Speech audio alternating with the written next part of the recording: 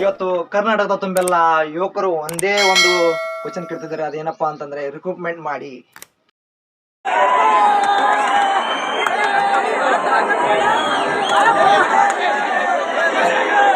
ಆದ್ರೆ ಪ್ರಶ್ನೆ ಏನು ಗೊತ್ತಾ, ಇಂದು ಯೂತ್ ವರ್ಸಸ್ ಸಿಸ್ಟಮ್ ಆಗಿಬಿಟ್ಟಿದೆಯಾ?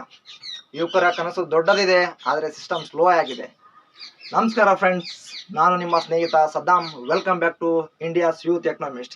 ಇವತ್ತು ನಾವು ಏನು ನೋಡೋಣಪ್ಪ ಅಂತಂದ್ರೆ, ಯಾವ್ದ್ರ ಬಗ್ಗೆ ಮಾತಾಡೋಣ ಅಂದ್ರೆ ಯೂತ್ ವರ್ಸಸ್ ಸಿಸ್ಟಮ್ ಅನ್ನೋ ನಿಜವಾದ ಸಮಸ್ಯೆ ಬಗ್ಗೆ ಮಾತಾಡೋಣ. ಇದು ಒಂದು ರೀಲ್ ಅಲ್ಲ, ರಿಯಾಲಿಟಿ ಬಗ್ಗೆ ಮಾತಾಡೋಣ. ಇಂದು ಏನಾಗ್ತಾ ಇದೆ, ಧಾರವಾಡ, ಬಿಜಾಪುರ, ಬೆಂಗಳೂರು ಅಂತ ನಗರಗಳಲ್ಲಿ ಏನೆಲ್ಲ ಸಮಸ್ಯೆ ಆಗ್ತಾ ಇದೆ ಗೊತ್ತಾ ಫ್ರೆಂಡ್ಸ್? ನಮ್ಮ ಅಕ್ಕ ತಂಗಿಯರಾಗಿರ್ಬೋದು, ಅಣ್ಣ ತಮ್ಮಂದಿರಾಗಿರ್ಬೋದು, ಧಾರವಾಡದಲ್ಲಿ ಓದಕ್ಕೆ ಹೋಗಿದ್ದಾರೆ. ಏನು ಮಾಡ್ತಾ ಇದ್ದಾರೆ ಗೊತ್ತಾ ಫ್ರೆಂಡ್ಸ್? ಅವರಿಗೆ ರಿಕ್ರೂಟ್ಮೆಂಟ್ ಇಲ್ಲ. ವಯಸ್ಸು ಆಗ್ತಾ ಇದೆ, ಮೆಂಟಲ್ ಪ್ರೆಷರ್ ಬೀಳ್ತಾ ಇದೆ. ಏನು ಮಾಡೋದು ಅನ್ನೋದು ಗೊತ್ತಾಗ್ತಾ ಇಲ್ಲ. ಈ ಸರ್ಕಾರಗಳು ರಿಕ್ರೂಟ್ಮೆಂಟ್ ಮಾಡ್ತಾ ಇಲ್ಲ. ಈ ಒಂದು ಮೆಂಟಲ್ ಬರ್ಡನ್ ಅವರು ಯಾವ ರೀತಿ ಫೇಸ್ ಮಾಡ್ತಾ ಇದ್ದಾರೆ ಗೊತ್ತಾ? ಇಂದು ಧಾರವಾಡದಲ್ಲಿ ದೊಡ್ಡದಾಗಿ ಪ್ರೊಟೆಸ್ಟ್ ಮಾಡ್ತಿದ್ದಾರೆ. ಇದು ಮೊದಲ ಪ್ರೊಟೆಸ್ಟ್ ಅಲ್ಲ, ಅಕ್ಟೋಬರ್ ಸಹ ಆಗಿತ್ತು. ಆ ಸಂದರ್ಭದಲ್ಲಿ ನಾನು ಸಹ ಧಾರವಾಡದಲ್ಲಿದ್ದೆ. ಇದು ನನಗೂ ಸಹ ಗೊತ್ತು ಯಾವ ರೀತಿಯಲ್ಲಿ ಸಿಚುವೇಶನ್ ಇದೆ, ಯಾವ ರೀತಿ ಸಂದರ್ಭಗಳನ್ನ ಫೇಸ್ ಮಾಡ್ತಾ ಇದ್ದೀವಿ ಅನ್ನೋದು ನನಗೂ ಗೊತ್ತು. ನಾನು ಸಹ ಜುಬ್ಲಿ ಸರ್ಕಲಲ್ಲಿ ಕುಂತಿದ್ದೆ, ಹೋರಾಟ ಮಾಡಿದ್ವಿ. ಆ ಸಂದರ್ಭದಲ್ಲಿ ಆಗಿದ್ದಾದರೂ ಏನು, ಕೆಲವು ಜಾಬ್ಗಳನ್ನ ರಿಕ್ರೂಟ್ಮೆಂಟ್ ಮಾಡಿದ್ರು.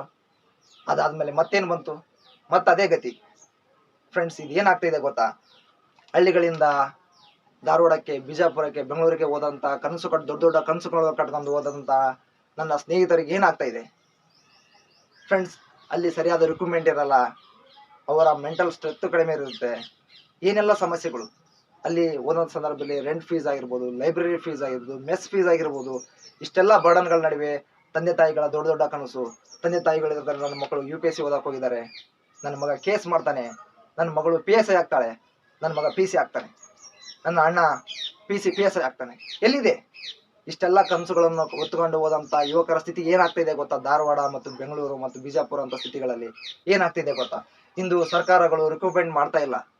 ರಿಕ್ರೂಟ್ಮೆಂಟ್ ಹೆಸರು ಹೇಳ್ತಾ ಮುಂದೆ ತಳ್ತಾ ಇವೆ. ಏನಾದರೂ ಏಜ್ ರಿಲ್ಯಾಕ್ಷನ್ ಕೊಡ್ತಿದ್ದಾರೆ, ಆದರೆ ಅದಕ್ಕೆ ಸರಿಯಾದ ರಿಕ್ರೂಟ್ಮೆಂಟ್ಗಳಿಲ್ಲ. ಈ ಸಮಸ್ಯೆಗಳು ಏನು ಮಾಡ್ತವೆ, ನಮ್ಮ ಯುವಕರ ಮನಸ್ಥಿತಿಯನ್ನು ಏನು ಮಾಡ್ತವೆ ಅಂತ ಗೊತ್ತಾ? ಯುವಕರು ದೊಡ್ಡ ಒಂದು ಏನೆಲ್ಲ ಘಟನೆಗಳನ್ನು ಕೈಗೆ ತಗೊಳ್ತಿದ್ದಾರೆ ಗೊತ್ತಾ? ಇಂದು ಬರವಣಿಗೆ, ಕೈಯಲ್ಲಿ ಪೆನ್ ಹಿಡಿಯುವಂಥ ಕೈ,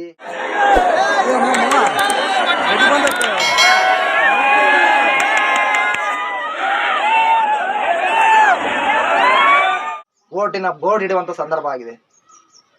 ಧಿಕ್ಕಾರ ಹಿಡಿಯುವಂಥ ಕೈ ಆಗಿದೆ. ಏನು ಮಾಡಬೇಕು? ದೇಶ ಕಾಯುವಂಥ ವಿದ್ಯಾರ್ಥಿಗಳು ಏನು ಮಾಡ್ತಾ ಇದ್ದಾರೆ ಇಂದಿನ ತರ? ಇದಕ್ಕೆಲ್ಲ ಕಾರಣ ಏನು? ನಮ್ಮ ಸರ್ಕಾರಗಳು ಏನು ಮಾಡ್ತಾ ಇವೆ ಗೊತ್ತಾ? ಸರ್ಕಾರಗಳು ನಮಗೆ ಸರಿಯಾದ ರಿಕ್ರೂಟ್ಮೆಂಟ್ ಕೊಡ್ತಾ ಇಲ್ಲ. ಈ ಸರಿಯಾದ ರಿಕ್ರೂಟ್ಮೆಂಟ್ ಇಲ್ಲದಂಥ ವಿದ್ಯಾರ್ಥಿಗಳು ಏನು ಮಾಡ್ತಿದ್ದಾರೆ? 3-4 ವರ್ಷ, 3ರಿಂದ 4-5 ವರ್ಷ ಏನು ಮಾಡ್ತಿದ್ದಾರೆ? ಧಾರವಾಡ ಅಂತ ಆಗಿರ್ಬೋದು, ಬಿಜಾಪುರ, ಬೆಂಗಳೂರು ಅಂತಂತ ಹಲವಾರು ಸಿಟಿಗಳಲ್ಲಿ ಓದ್ತಿದ್ದಾರೆ. ಒಂದೇ ಒಂದು ಕನಸು, ಅವರ ಡ್ರೀಮ್ ಜಾಬ್ ಹಿಡಿಯಲು. ಈ ಡ್ರೀಮ್ ಜಾಬ್ ಯಾಕೆ ಅವರಿಗೆ? ಅವರ ಮನೆ ಒಂದು ಸ್ಟೆಬಿಲಿಟಿ ಕಾಣಕ್ಕೆ, ಅವರ ತಂದೆ ತಾಯಿ ಅವ್ರ ಖುಷಿ ಕಾಣಕ್ಕೆ. ಇಷ್ಟೆಲ್ಲ ನಡುವೆ ಈ ಒಂದು ನಮ್ಮ ಸರ್ಕಾರ ನಮ್ಮ ಜೊತೆ ಈ ಥರ ಮಾಡೋದು ಸರಿನಾ ಫ್ರೆಂಡ್ಸ್? ನಮಗೇನಿಲ್ಲ, ನಮಗೆ ನಮ್ಮ ಪ್ರಯತ್ನಕ್ಕೆ ತಕ್ಕಂಥ ಜಾಬ್ ಕೊಡಿ, ರಿಕ್ರೂಟ್ಮೆಂಟ್ ಮಾಡಿ. ನಾವು ಪ್ರಯತ್ನ ಪಡ್ತೀವಿ.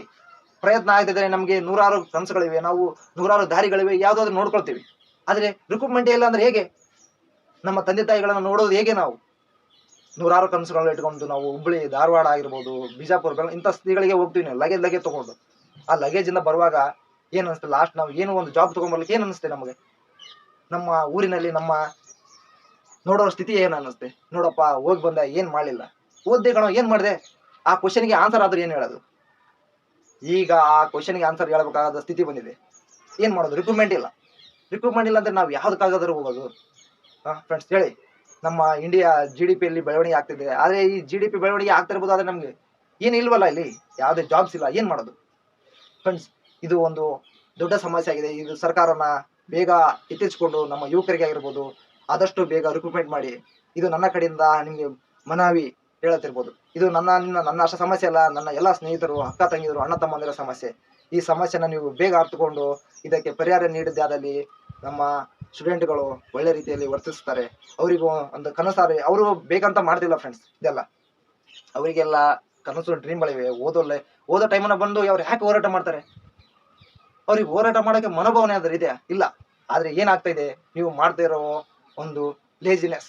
ನೀವು ಕೊಡ್ತಾ ಇಲ್ಲ, ರಿಕಮೆಂಡ್ ಮಾಡ್ತೀರಾ, ಆದ್ರೆ ಅಲ್ಲಿ ಏನೇನಾಗುತ್ತೆ, ಕೆಲವೇ ರಿಕಮೆಂಡ್ ಮಾಡ್ತೀರಾ, ಅದರಲ್ಲಿ ಕೇಸ್ಗಳು ಅದು ಇದು ಅಂತ ಏನೆಲ್ಲ ಆಗ್ತಾ ಇದೆ. ಅದರಲ್ಲಿ ನಾವು ಹೇಗ್ರಯ್ಯ ಬೆಳಿಬೇಕು ಸ್ವಾಮಿ, ಯಾವ ರೀತಿ ಬೆಳಿಬೇಕು ನಾವು? ಬಡವ್ರ ಮಕ್ಕಳು ಏನಂತ ಕಟ್ಕೊಂಡು ಹೋಗಿರ್ತಾರೆ, ದೊಡ್ಡ ದೊಡ್ಡ ಕನಸುಗಳನ್ನ ಕಟ್ಕೊಂಡು ಡ್ರೀಮ್ ಜಾಬ್ ತಗೋಬೇಕಂತ ಹೋಗಿರ್ತಾರೆ. ಆದ್ರೆ ಆ ಡ್ರೀಮ್ ಜಾಬ್ ಮೇಲೆ ನೀವು ಏನಾಗ್ತಿದ್ದೀರಾ, ತಣ್ಣೀರ್ ಹಾಕ್ತಿದ್ದೀರಾ.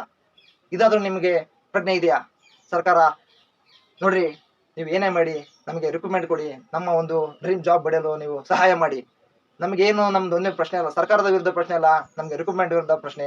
ನಮ್ಮ ರಿಕ್ರೂಟ್ಮೆಂಟ್ ನಮ್ಗೆ ಆಗಬೇಕು. ಹಲವಾರು ಡಿಪಾರ್ಟ್ಮೆಂಟ್ಗಳಲ್ಲಿ ಹುದ್ದೆ ಖಾಲಿವೆ ಅಂತ ತೋರಿಸ್ತೀರಾ, ಅದಕ್ಕೆ ಯಾಕೆ ತಕ್ಕಾದಂತ ರಿಕ್ರೂಟ್ಮೆಂಟ್ ಆಗ್ತಾ ಇಲ್ಲ? ಆ ಒಂದು ಸಮಸ್ಯೆನ ನಮ್ಗೆ ಹೇಳಿ.